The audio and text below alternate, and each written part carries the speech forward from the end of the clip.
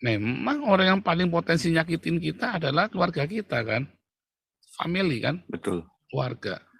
Makanya Tuhan juga kasih pesan apa? Tetapi aku berkata kepadamu, kasihilah musuhmu. Pak Monang, silakan. Shalom Pak Paul dan Shalom. Bapak Ibu sekalian. Saya mau nanya Pak, di Matius 10 itu dikatakan, jangan kamu menyangka bahwa aku datang untuk membawa damai di atas bumi. Aku datang bukan untuk membawa damai, melainkan pedang. Sebab aku datang untuk memisahkan orang dari ayahnya, anaknya perempuan dari ibunya, menantu perempuan dari ibu mertuanya. Dan musuh orang ialah orang-orang seisi rumahnya. Barang siapa mengasihi bapak atau ibunya, sampai ke ayat itu saya persingkat aja Pak, itu tidak saya bacakan semuanya. Nah, ayat ini kan ada berhubungan korelasinya dengan Mika ayat 7. Apakah ayat ini hanya untuk orang Yahudi aja, orang Israel saja? Sementara pengertian saya itu orang Israel itu ada termasuk kita, orang-orang Kristen gitu, yang di luar Yahudi secara lahiriah gitu. Mika 7. Karena di Mika 7 itu kan, iya, itu atau singkatnya itu membawa pedang itu maksudnya seperti apa Pak? Memang firman Tuhan itu kan pedang, tapi kan ayat ini sering dipleset-plesetkan orang loh. Ini Mika ayat 7 5 dan itu 6 ya. Ayat 6 ya.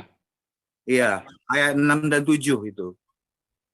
Kalau perikopnya kan kemerosotan akhlak Israel. Tapi di penghujung ayat itu kan ada pengharapan baru bagi Sion. Artinya setelah Israel itu mengalami kemerosotan, kemudian diperbarui oleh Tuhan. Kan seperti itu, ini kan konsisten dengan ya nubuatan bahwa setelah kegenapan orang-orang kita, orang-orang yang goyim itu, maka Tuhan akan berurusan kembali lagi kepada orang Yahudi, Pak, atau orang Israel. Itu mohon pencerahannya di situ, Pak. Karena seringkali ini dijadikan mocking juga sih bagi orang-orang yang belum percaya kepada Tuhan Yesus gitu.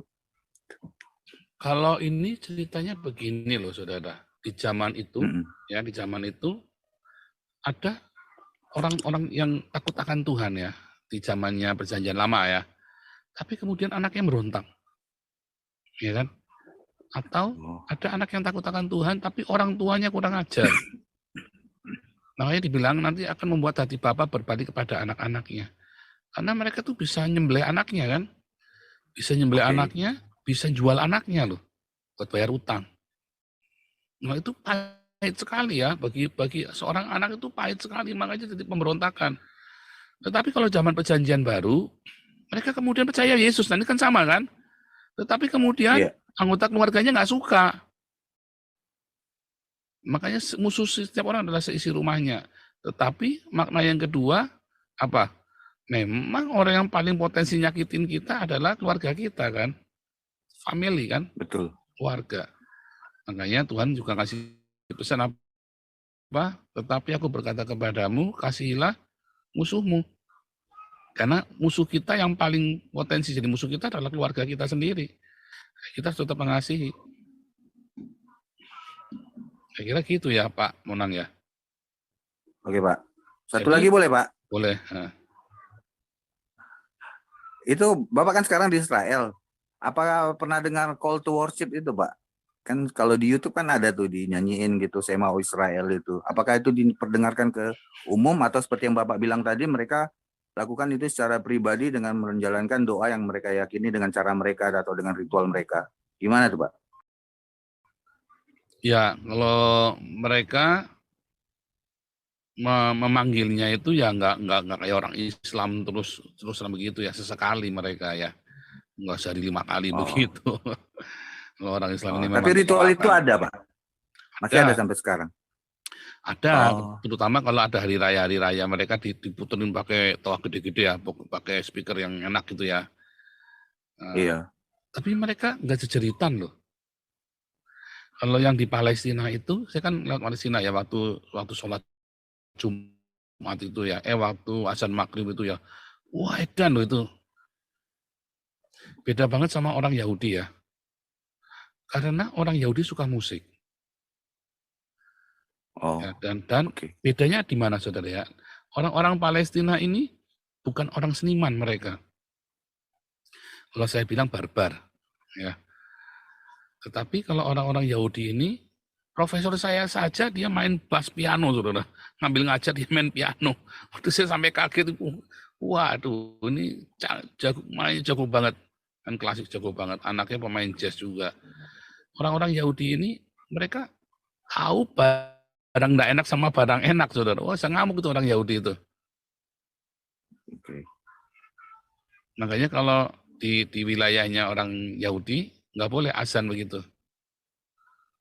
Saya dengar azan pertama kali itu di Acre ya, itu orang-orang Islam semua tuh daerah Acre itu. Memang itu daerah orang Islam, zaman perang salib kan itu kan dikuasain sama Islam. Yang kedua di Nazaret. Terus saya nggak pernah dengar azan lagi tuh, cuma saya sepi, cuma dengar azan cuma itu. Orang Yahudinya nggak teriak-teriak begitu juga. Hanya sesekali ya, dan itu hari khusus saja, panggilan khusus. Beda ya. Dan ya bukan kita muji-muji, memang kenyataannya begitu. Saudara, kalau di Israel nyetir mobil ya, yang suka ngelakson itu orang Arab Palestina yang suka ngelakson, nggak sabaran gitu loh. Ya karena mereka mungkin nggak pernah keluar dari Israel ya. Kalau orang-orang Yahudi ini kan mereka udah pernah di Belanda, udah pernah di Jerman, udah pernah di Amerika. Mereka nggak sembarangan langsung gitu, saudara ya. Dan mereka tahu ya kalau di rotonda itu, di bundaran itu, ya mereka nunggu. Yang di bundaran itu biar jalan dulu. Kalau orang-orang Arab ini enggak, saudara, serobot-serobotan dia. Makanya kalau nyetir di West Bank sama nyetir di daerahnya orang Yahudi beda, saudara. Ya itu tadi ya, orang-orang ini yang bukan apa. Di Belanda juga sama ya. Orang yang ruwet-ruwet ini orang-orang Arab ini, saudara, yang nyetir ruwet-ruwet ini. Udah nggak punya SIM lagi. Ya. Sampai saya bingung, ini orang pada bikin SIM nggak itu orang-orang di Israel ini, Arab ini ya. Gitu ya. Jadi memang beda lah.